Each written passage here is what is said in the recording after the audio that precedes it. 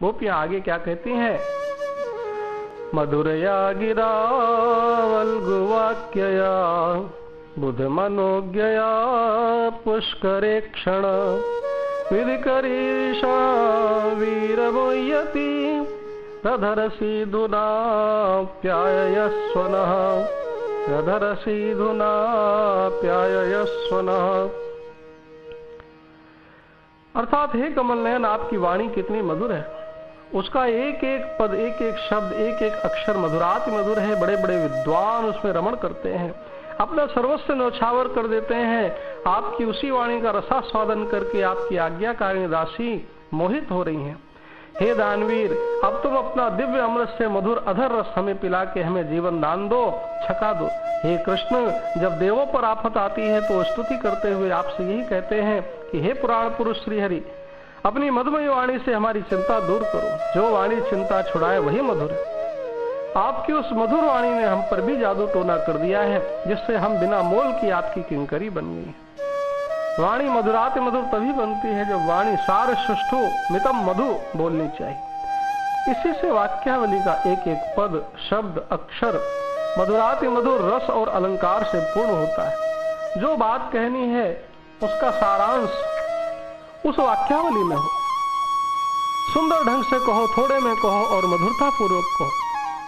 वाणी सत्य हित मित ब्रूयात। सत्य बोलो तो तनाव चिंता न होगा, हितकर बोलोगे तो विवाद हो, क्रोध तथा भय एवं दुख न होगा।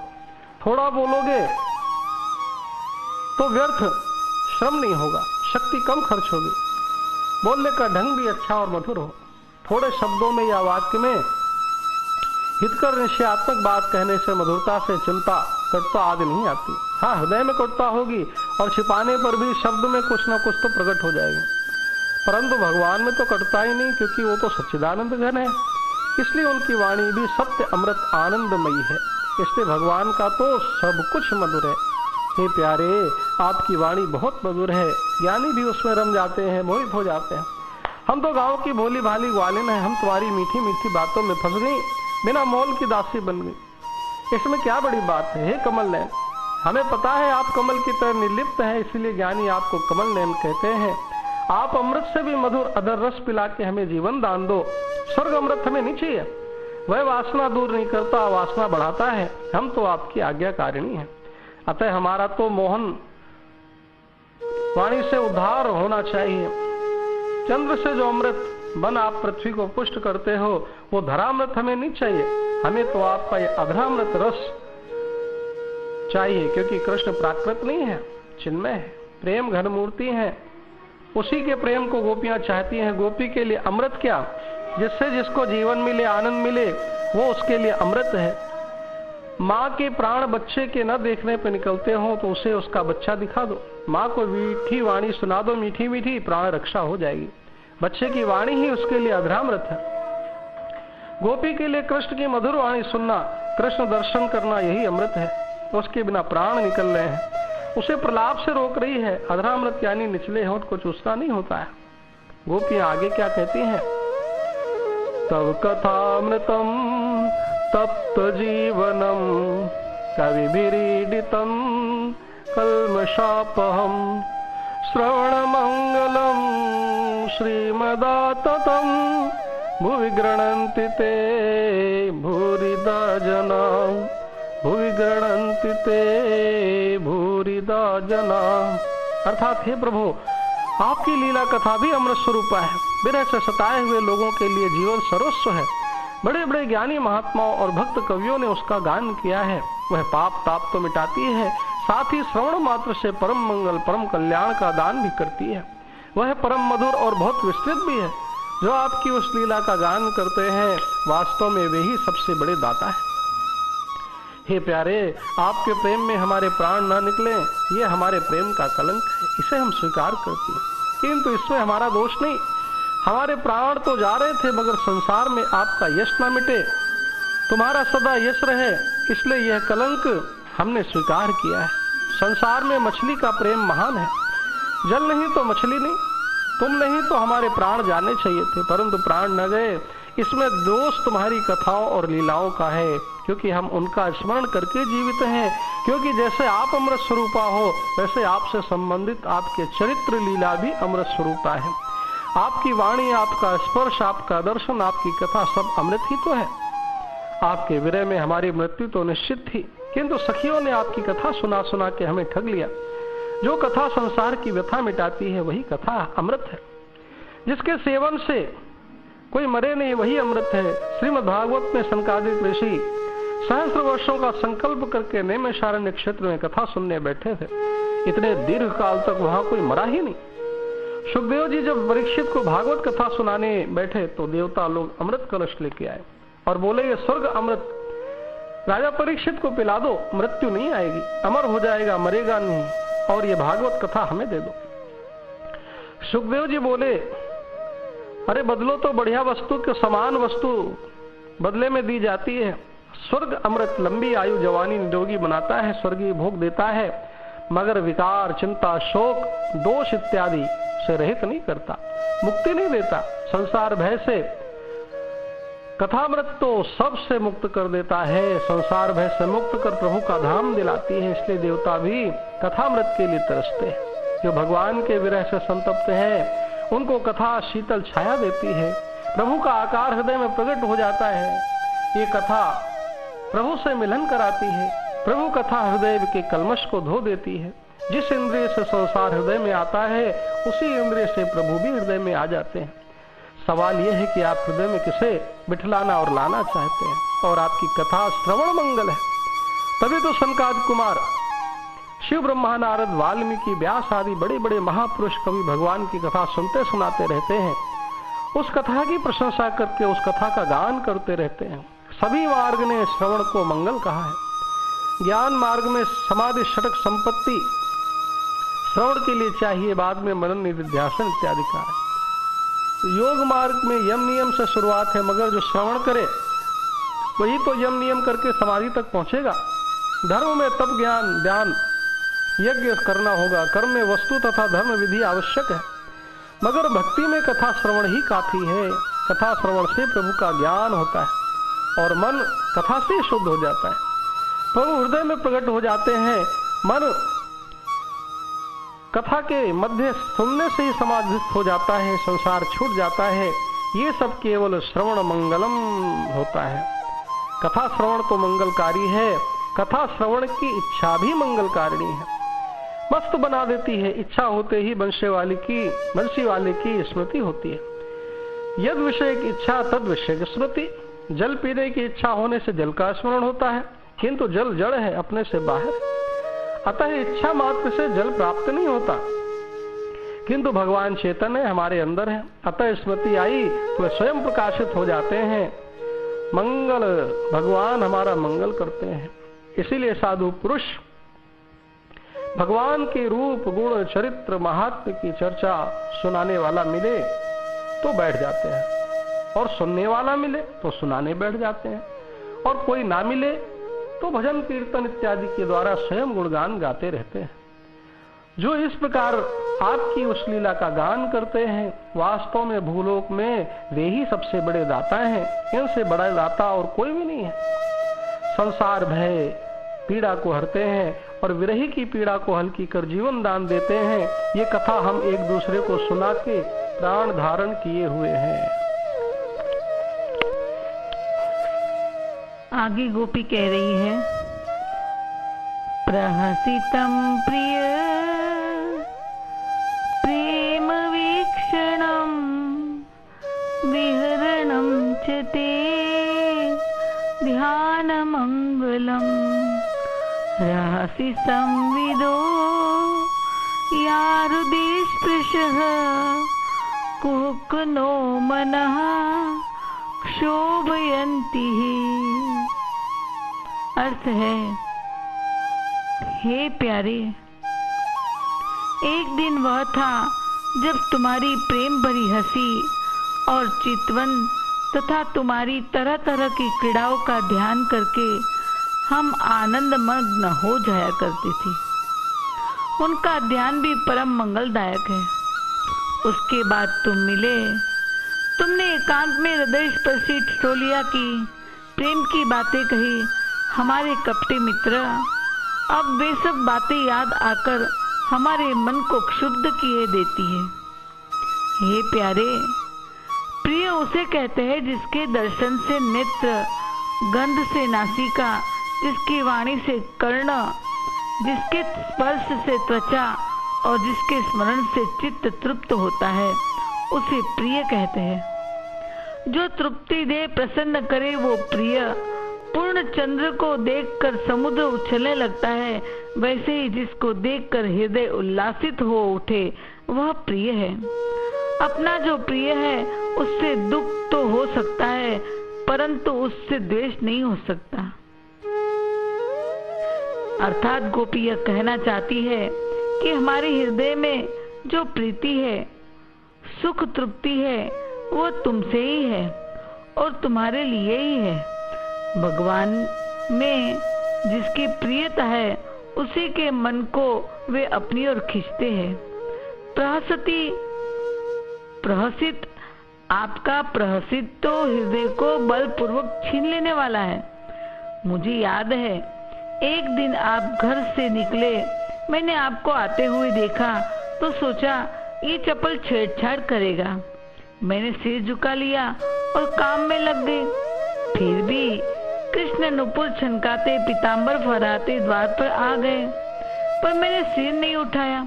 फिर आप मुस्कुरा के बंसी अधर पर रख के बजाने लगे। मैं बंसी ध्वनि सुन व्याकुल हुई, परंतु सिर ऊपर नहीं उठाया। अब आप खुलकर हंस पड़े। मैं वह प्रहसित सुन चौंकी, ये इतना जोर से क्यों हंस रहे हैं? मैंने जब नजर ऊपर उठाई तो मेरे नेत्र मोहन के नेत्र से मिल गए। आपने प्रेम वीक्षण तब क्या हृदय वश में रहेगा? आपने प्रेम से वीक्षण किया, मतलब मुझे प्रेम से देखा, तो क्या तब हृदय वश में रहेगा? आपके नेत्र में प्रेम का अपार सागर उमड़ रहा था, मैं तो उसमें डूब गई। आप ऐसी ऐसी लीला करते हैं कि मनुष्य का चित्त उधर खींच जाए। ऐसी लीलाएं भगवान की जिनके ध्यान में आए उसका कल्याण हो जाए। विहरण चते ध्यान मंगलम। माया की ओर से मनुष्य का मन खींचने भगवान का विहार है। प्रेम वीक्षण तथा प्रहसित चेष्टा रूप है, विहार क्रिया रूप है, इसीलिए उनका ध्यान करो तो मंगल होगा। किसका ध्यान करो? भगवान के विहार का, भगवान के देखने का, भगवान की हंसी का, भगवान के कार्यों का, ये सब का ध्यान करो तो तुम्हारा मंगल होगा। प्रेमी के लिए ये बात महत्व की नहीं कि प्रियतम सामने है या नहीं, महत्व इस बात का है कि वे उसके हृदय में प्रत्यक्ष है कि नहीं। यदि प्रत्यक्ष है तो उनसे वैसे ही बातें कर सकते हो जैसे गोपी कर रही है। गोपी मध्यम पुरुष में तुम कह के बात कह रही है, उसमें दृढ़ विश्वास है कि कृष्ण हमसे कहीं दूर नहीं चले गए, वे कहीं समीप ही छिपे हैं और हमारे मध्य छिपे हैं, सुन रहे हैं, वे हमसे दूर नहीं जा सकते। आप में भी परमात्मा छिपे है, आपको भी गोपी की तरह आत्म परमात्मा का बोध है और आप भी महसूस करेंगे परमात्मा हमारे आसपास छिपे है। गोपी की तरह ध्यान मंगलम कर पुकारो, ऐसी पुकार करो कि वो प्रकट हो जाए, प्रकट होने के लिए मजबूर हो जाए, तुम्हारी इंद्र के विषय बन जाए। नव जलदर श्याम शरीर है, स्वर्ण सम चमकता पीतांबर पहना है, बन के पुष्पों की कंठ में माला है, सिर पर मयूर पिच्छ लहरा रहा है, शरीर पर गैरी रामरज खड़िया आदि धातु से चित्र बनाकर रखे हैं, ऐसे सजे जैसे रंगमंच पर नट आया हो। एक हाथ सखा के कंधे पर रखे हैं और दूसरे में एक कमल पुष्प घुमा रहे हैं। ललित त्रिभंगी खड़े हैं, कानों में कमल के कुंडल है, कपोल पर अलके छा गई है और मंद मंद मुस्कुरा रहे हैं। यह छवि का ध्यान मंगल है, क्योंकि भगवान की दृष्टि सदा अपने प्रेमी पर रहती है, उनके नेत्र सदा प्रेम की वर्षा करते रहते हैं। वे डराते भी है तो उसमें प्रेम होता है। एक सखी उदास बैठी थी, चिंतित थी, श्याम सुंदर नहीं आए, कहाँ गए, किस कारण नहीं आए, क्या हुआ उन्हें? इतने में श्याम सुंदर आ गए। गोपी के प्राणों की पुकार हृदय में सुनकर आए और प्रेम भरी दृष्टि से देखते हंस पड़े। गोपी की चिंता, शोक, मान सब दूर हो गया। ये ध्यान आज भी चिंता, शोक, मान दूर करता है। नंद बाबा के समीप एक दिन आप बैठे हैं। गोपियां वहां संकोचवश नहीं आ सकती, इधर उधर झांक रही है। इतने में श्री दामा आए। आपने भुजाएं फैलाकर उनका आलिंगन किया और यह कहते हुए बोले, हे प्यारे सखा, मैं तेरे बिना बेचैन था, अब तेरे दर्शन मिलने से मुझे शांति हुई और गोपियों की ओर दृष्टि उठाई। गोपियों को आपकी इन क्रिया से अपने ध्यान में मन मोहन का आलिंगन प्राप्त हो गया। वो समझ चुकी कि ये जो बोलते हैं और क्रिया कर रहे हैं वो सखा के लिए नहीं, हमको कहने के लिए कर रहे हैं, इसीलिए उनको आलिंगन प्राप्त हो गया। कन्हैया ने मैया से माखन मांगा। मैया ने आले में रखा। मैया ने कहा, आले में रखा है, तुम उतार लो। श्री कृष्ण उतारने गए पर हाथ नहीं पहुंचा। इतने में एक बछड़ा आ गया। आप बछड़े पर चढ़कर माखन उतारने लगे तो बछड़ा आगे चला गया। अब एक हाथ में माखन है, दूसरे हाथ से आला पकड़ा है और भय के मारे पुकारने लगे, मैया री मैया। ये ध्यान मंगल है। इस लीला को ध्यान में लाओ। राधा का मान, कृष्ण का मनाना, कृष्ण के रत्नहार में अपना प्रतिबिंब देख राधा रूठी और बोली, आज तुमने अपने वक्ष पर किसे धारण किया है? कृष्ण बोले, वो तो भुवना सुंदरी बड़े बाप की बेटी है, इसके बिना एक क्षण नहीं रह सकता। ये सुन राधा को क्षोभ हुआ, मूर्छित हो गई। नृत्य करते श्री कृष्ण का कंठ देश कैसे हिलता है, इसकी क्या शोभा होती है, उसका ध्यान करो। राधे कृष्ण का ध्यान करो, मन एकाग्र होगा। ध्यान में याद रखने की बातें, हम जिसका ध्यान करते हैं उसे हमारे हृदय का ज्ञान होना चाहिए और वह आनंद रूप होना चाहिए। जो हमारे भाव को ही न समझे उसके ध्यान से लाभ नहीं होता। इसीलिए जो लोग स्थिर मूर्ति का चित्र का ध्यान करते हैं, इसीलिए ध्यान लगता नहीं। प्रीति तो आनंद से होती है। जिसे मिलकर हमें आनंद हो, उससे प्रीति होती है। इसलिए प्रथम ध्यान अपने प्रीतम के धाम का होता है। वृंदावन, यमुना, पुलीन, गोवर्धन, जमुना, पशु पक्षी आदि तब भूत शुद्धि आदि करके उनके परिकर देह का ध्यान करते हैं। स्थूल देह पड़ा रहे, हम कोई गोपी है, ग्वाले है, उस देह को स्नान श्रृंगार आदि से कृष्ण मिलन के लिए उपयुक्त सजाते हैं। फिर व्याकुलता होती है, श्री कृष्ण आए नहीं, मिलन उत्कंठा हुई। फिर उनकी बंसी ध्वनि श्रवण में सुनाई पड़ी, तब मिलन की उत्कंठा और बढ़ी। प्रथम श्रीअंग की सौरभ आती है, नासिका में आई और कानों को नुपुर छनकार सुनाई दे पड़ी। रोम रोम खड़े हो गए। फिर नेत्र दर्शन को हुए, फिर दर्शन नेत्र को हुए। अब दर्शन होने पर भी ध्यान में उत्तरोत्तर प्रगति होती है। फिर कृष्ण सुख के लिए उनकी सेवा में लग गए। श्री कृष्ण के साथ क्रीड़ा करने लगे। वे नाचते तो हम गाते, वे गाते तो हम नाचते। इसके पश्चात श्री राधा कृष्ण के एकांत विहार का दर्शन करें। माधुरी रूप दर्शन, कहते कि दर्शन करे, एकांत विहार का दर्शन करे। माधुरी, उनकी रूप माधुरी, सेवा माधुरी, लीला माधुरी और प्रिया माधुरी की उत्तरोत्तर ध्यान में उपलब्धि होती है। जो परंपरागत गुरु से ध्यान सीखते नहीं, उन्हीं के लिए ध्यान कठिन है। आत्मा के रूप को परमात्मा को देखना वेदांत है। आत्मा के रूप को परमात्मा को देखना वेदांत है और पूर्ण विश्व में अपने प्रियतम को देखना प्रेम भक्ति है। तुमने एकांत में हमारे साथ हृदय स्पर्शी ठिठोली की। हमारे कपटी मित्र अब वे सब याद आकर हमारे मन को क्षुब्ध करती है। गोपी कृष्ण से कहती है, तुम हमसे एकांत में जो बात करते थे वह हृदय स्पर्शी होती थी। एकांत में तुम हमें गले लगाकर कहते थे, सखी तुम्हारे लिए गोलोक त्याग कर मैं धरा पर आया, ग्वाला बना, वन वन गायों को चराते भटकता हूँ, तुम्हारी स्मृति मेरे हृदय में सदा रहती है।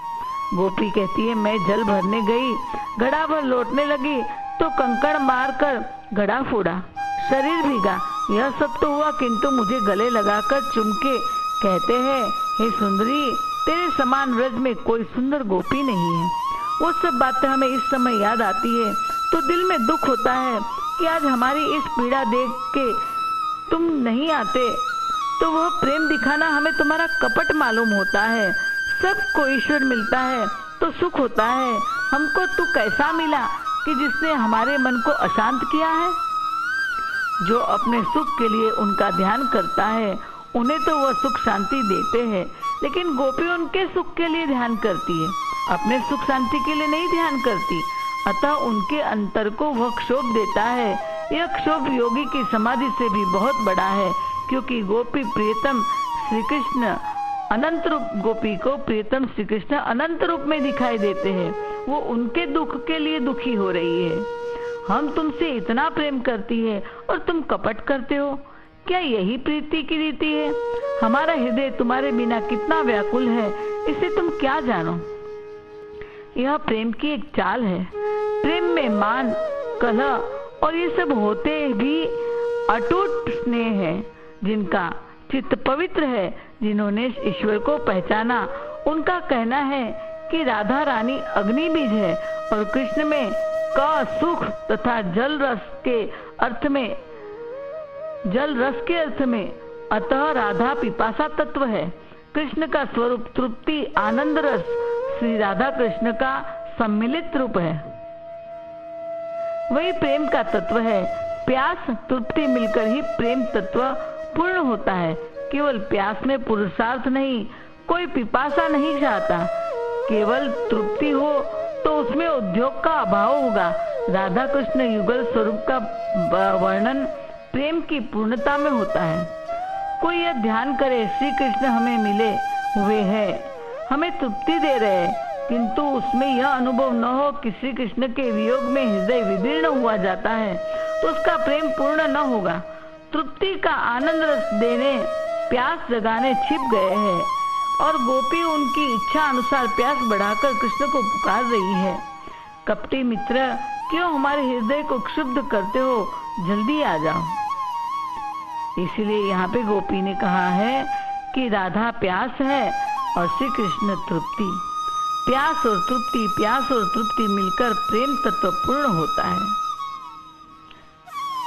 केवल प्यास लगी रहे, उसमें पुरुषार्थ नहीं, क्योंकि कोई व्यक्ति संसार में आपको ऐसा नहीं मिलेगा जो केवल प्यास लेके दौड़ता रहे, उसको तृप्ति भी जरूरी है। तो यही कहते हैं कि प्यास और तृप्ति मिलके पूर्ण प्रेम तत्व पूर्ण होता है। लेकिन तृप्ति मिल गई तो फिर आगे कोई उद्योग नहीं, ऐसा भी नहीं।